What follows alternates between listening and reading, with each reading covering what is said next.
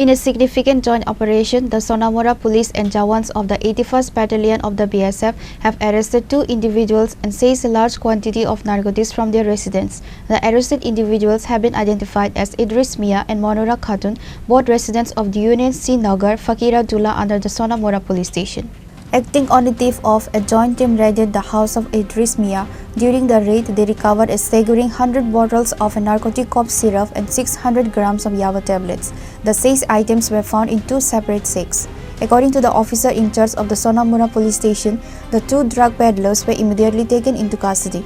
During initial interrogation, they confessed that the drugs were intended for smuggling into Bangladesh and had an estimated market value of Rs 13 lakh in that country. A case has been registered against them under the NDPS Act. The police believe that more arrests may be made as the investigation progresses.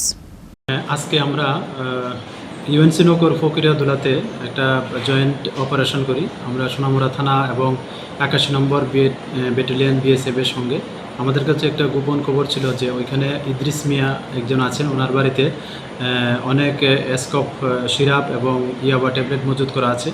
তো এই খবরের সত্যতা জেরে আমরা ওনার বাড়িতে joint operation করি এবং ওনার বাড়ি থেকে 100টি স্কপ বোতল 2টা সাদা বস্তার মধ্যে আমরা উদ্ধার করি এবং একটি বান্ডেল যার মধ্যে 600 গ্রাম ইয়াবা tablet pi.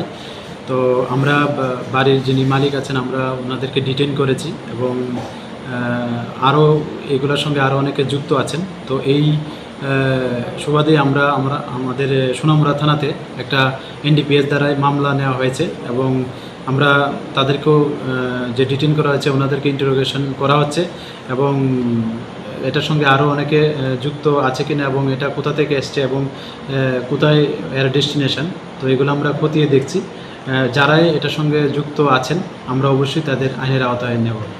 Both Idris, Miah and Manura, Khatun were presented before a local court today, where the police requested their remand for further interrogation. The investigation is ongoing.